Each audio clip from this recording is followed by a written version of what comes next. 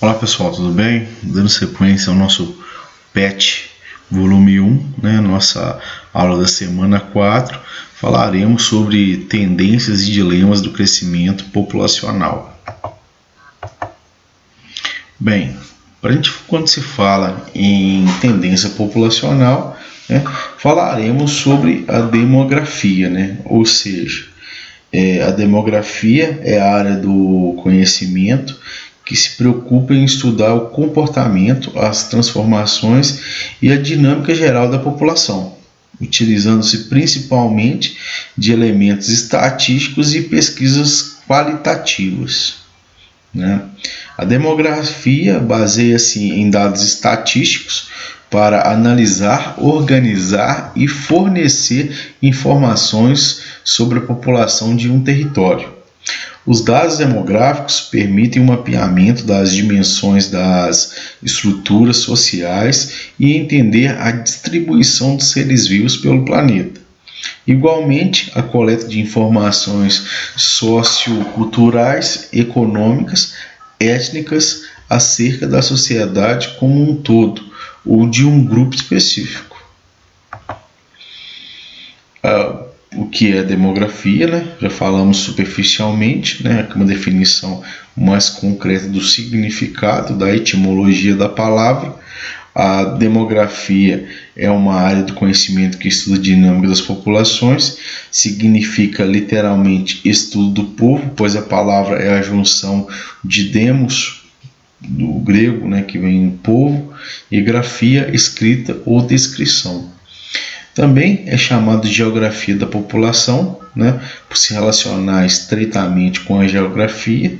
Graças à demografia, sabemos que a população da Terra é de 7,8 bilhões de habitantes, segundo a ONU. No Brasil, o Instituto Brasileiro de Geografia e Estatística, IBGE, é o encarregado por coletar e analisar os dados demográficos. A demografia baseia-se em dados estatísticos para analisar, organizar e fornecer informações sobre a população de um território. Os dados demográficos permitem o mapeamento das dimensões e das estruturas sociais e ainda entender a distribuição dos seres vivos pelo planeta. Igualmente, coleta informações socioculturais, econômicas, étnicas acerca da sociedade como um todo ou de um grupo específico. Estudar as populações é essencial para entender as suas necessidades. Através dos dados demográficos é possível saber, por exemplo, quantas escolas devem ser construídas em determinada zona. Contudo, essas informações são também utilizadas por outros campos do saber, com o objetivo de aperfeiçoar a atuação do Estado em diversos âmbitos sociais. As principais teorias demográficas que abordam o ritmo de crescimento populacional são a malthusiana, temos a neomalthusiana, ou a nova malthusiana, temos a reformista e a de transição demográfica. Falaremos um pouco sobre cada uma delas posteriormente. As questões sobre o futuro das populações, essa seria uma das temáticas que sempre preocupou a população desde a origem da humanidade, vamos dizer assim.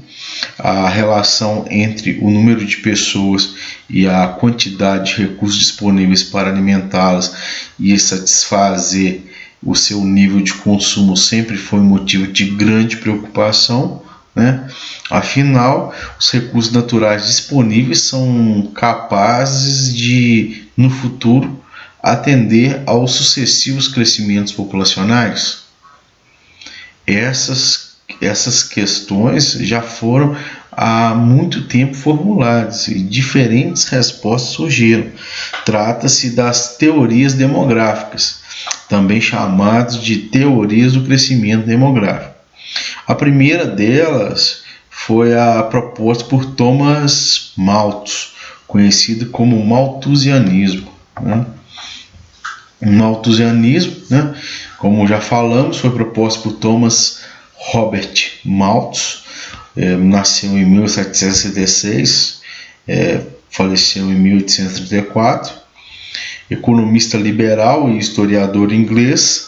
Elaborou ao final do século XVIII uma teoria populacional que apontava para o desequilíbrio existente entre os crescimentos demográficos e a disponibilidade de recursos na Terra.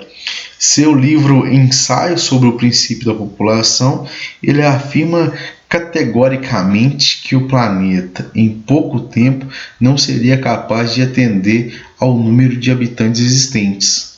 De acordo com a teoria malthusiana, as populações aceleravam sempre o seu ritmo de crescimento, que seguia em linha de progressão geométrica, né? 1, 2, 4, 8, 16, 32, 64, 128, 256. Enquanto a disponibilidade de recursos e de alimentos aumentaria conforme a progressão aritmética. 1, 2, 3, 4, 5, 6, 7, 8, 9, assim por diante, sendo menor, portanto, né, onde a progressão geométrica evoluiria num passo mais acelerado e a progressão aritmética num passo mais lento. Como solução, Malthus apontava o controle moral da população, né? Em virtude de sua filiação religiosa, ele era contra a adoção de qualquer tipo de método contraceptivo, dizendo que os casais só deveriam procriar caso houvesse condições para sustentar seus filhos. Além disso, Malthus também dizia que os trabalhadores mais pobres deveriam apenas receber o mínimo para o seu sustento, pois acreditava que a melhoria nas condições sociais elevaria ainda mais o número de nascimentos. Apesar de suas previsões serem fundamentadas em dados demográficos de sua época, Malthus errou em subestimar os avanços tecnológicos no processo de produção, que fizeram com que a oferta de recursos e alimentos se ampliasse muito acima do previsto. Além disso, observava-se atualmente que a tendência é que as sociedades mais desenvolvidas gerem menos filhos, ao contrário do que o economista imaginava, né, quando dizia que a classe pobre teria o maior número deveria ter menos filhos, né, e apenas uma vez que a elite tivesse uma vida mais tranquila, tivesse um maior número de bens, a procriação aumentaria. Temos também a outra teoria, né, a teoria reformista, né, ou marxista, né? A reformista ou marxista. Muitas considerações foram feitas ao pensamento de Malthus, frequentemente acusado de legitimar os efeitos perversos da economia capitalista sobre a desigualdade social e favorecer os ideais da burguesia. Ao final da teoria malthusiana, sugeria que a miséria e a disseminação de doenças, catástrofes e guerras ajudariam a conter o crescimento populacional acentuado. O socialista utópico do século XIX, Pierre Joseph Proudhon, afirmava somente um homem excelente na Terra, Malthus. Esse seria apenas um homem excedente aqui. Nessa linha seguia muitos teóricos que acreditavam que a desigualdade na relação entre recursos naturais, alimentos e o crescimento populacional não estava no número de habitantes, mas na distribuição de renda. Em geral, muitas dessas ideias aproximavam-se dos ideais defendidos por Karl Marx, né, sendo então relacionados com o que se chamou da teoria marxista ou reformista da população. Assim, para essa concepção, não é o controle moral da população o necessário para combater a ocorrência da fome e da miséria, mas a adoção de políticas sociais de combate à pobreza, com a aplicação de leis trabalhistas que assegurem a melhoria da renda do trabalhador, a democratização dos meios sociais e de produção também é considerada uma estratégia nesse sentido. Temos também a teoria neomalthusiana, né, logo após o final da Segunda Guerra Mundial, né, 1939 a 1945, foi o período que durou a Segunda Guerra Mundial. Os principais países envolvidos do mundo iniciaram um processo de explosão demográfica, com um aumento rápido e repentino de sua população. Da mesma forma, nos anos seguintes, muitos países envolvidos, incluindo o Brasil, passaram pelo mesmo processo, sobretudo porque nesses países com um histórico de altas natalidades e mortalidades, o número de óbitos foi reduzido e a expectativa de vida elevada. Por isso, a população do planeta novamente começou a crescer. Por isso, as teorias de Malthus ganharam um novo eco entre muitos pensadores e governantes. O neomalthusianismo pois a retomada desse pensamento com diferenças no que diz respeito às formas de controle de crescimento populacional. Para o neomalthusianismo, as populações, sobretudo de baixa renda, deveriam ter os seus índices de natalidade controlados. Para isso, a difusão dos métodos contraceptivos tornou-se fundamental. Em alguns países, governos adotaram medidas de esterilização em massa sobre pessoas pobres, além de distribuírem anticoncepcionais gratuitamente e promover campanhas de conscientização. Difundem-se até os dias atuais muitas campanhas ou imagens publicitárias com o modelo ideal de família formado pelos pais e 2 filhos apenas. Temos também a teoria da transição demográfica, né? É a concepção da transição demográfica, é a proposição mais atual que afirma que todos os países, cedo ou tarde, apresentarão padrões gerais no que diz respeito à ordem do crescimento demográfico. A transição demográfica considera que a explosão demográfica é um fenômeno transitório, geralmente causado pelo desenvolvimento econômico e social das nações, o que resulta na queda imediata das taxas de mortalidade, o que eleva o número de habitantes. Por outro lado, a natalidade também diminuiu, mas em um ritmo mais lento, né? O que faz com que a explosão demográfica inicial seja substituída gradativamente por uma diminuição no ritmo de crescimento do número de habitantes. Foi assim, por exemplo, que ocorreu na Europa, que hoje apresenta baixíssimo crescimento populacionais. No Brasil, também não foi diferente, pois a população aumentou rapidamente ao longo do século XX, mas teve seu crescimento diminuído nas últimas décadas. O principal efeito disso, e também o principal motivo de preocupação, é o envelhecimento populacional.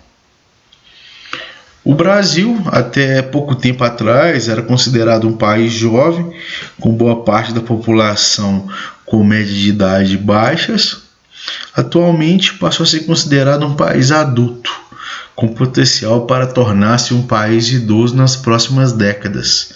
Na Europa, o envelhecimento populacional já é uma realidade, o que ocasiona uma série de problemas relacionados com a previdência social. e com a diminuição da população economicamente ativa, a nossa conhecida PEA. Ironicamente, no continente europeu, o problema atual é exatamente o contrário imaginado por Malthus, pois não é o crescimento acelerado da população a principal tônica da questão, mas o crescimento moderado além da conta. Em países como França e Alemanha, políticas de incentivo à natalidade são realizadas, incluindo o pagamento de bolsas e benefícios para casais que tiverem um terceiro filho. Temos também nos estudos sobre demografia alguns conceitos ligados à mesma, né, a demografia. Vejamos alguns dados e conceitos demográficos. Quando se fala em população, né, seria indivíduos que habitam um determinado território.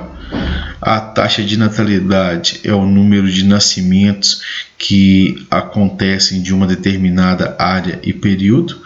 Temos a taxa de fecundidade, né, que seria a média de filhos por mulher durante um período fértil, né? Lembrando que o período fértil das mulheres está entre 15 e 49 anos em determinada região. Temos a taxa de mortalidade, que é o número de óbitos ocorridos em uma determinada região e período. Temos a taxa de mortalidade infantil, é o número de óbitos ocorrido em recém-nascidos antes de completar 1 ano de idade. Temos a população absoluta, que é a população total de um determinado território, refere-se ao tamanho da população de uma região. Temos a densidade demográfica, né? Também é chamada de população relativa, é a taxa que mede o número de pessoas em determinado espaço, né? O cálculo da densidade demográfica é facilmente obtido, basta dividir o número total de habitantes de uma determinada região pela sua área total. Geralmente essa taxa é expressa em habitante por quilômetro quadrado. Temos a migração pendular, né? Aquela realizada diariamente no cotidiano da população, exemplo, ir ao trabalho e voltar. Temos migração sazonal, aquela que ocorre durante um determinado período, mas que também é temporária, aí exemplo, viagem de férias, né? Temos migração definitiva, quando se trata de algum tipo de migração ou mudança de moradia definitiva. O êxodo rural, migração em massa da população do campo para a cidade durante determinado período. Lembre-se que uma migração esporádica de campo para a cidade não é um êxodo rural. Temos metropolização, né, que é a migração em massa de pessoas de pequenas e médias cidades para as grandes metrópoles ou regiões metropolitanas. Temos o processo de desmetropolização, é o processo contrário, em que a população migra em massa para cidades menores, sobretudo as cidades médias. Temos o crescimento vegetativo, que é a diferença entre a taxa de natalidade e a taxa de mortalidade de um determinado local ou país, geralmente expressa em porcentagem. Crescimento migratório, porcentagem do crescimento populacional num território determinado pela taxa de imigração, pessoas que chegam, subtraída a taxa de emigração, pessoas que se mudam. Temos crescimento populacional ou demográfico, que é a taxa de crescimento populacional calculada a partir da soma entre o crescimento natural e o crescimento migratório. Superpovoamento ou superpopulação é quando o quantitativo populacional é maior do que os recursos sociais e econômicos existentes para a sua manutenção. Área anecúmenas, né, são aquelas áreas pouco ocupadas, né, de difícil sobrevivência, onde predomina o fator físico, como o frio demasiado, regiões desérticas, florestas, montanhas, entre outras, também conhecidos como os vazios demográficos. Temos a expectativa de vida, também chamada de esperança de vida, né? É o número médio de anos que a população de um país pode esperar viver caso sejam mantidas as mesmas condições de vida vivenciadas no momento do nascimento.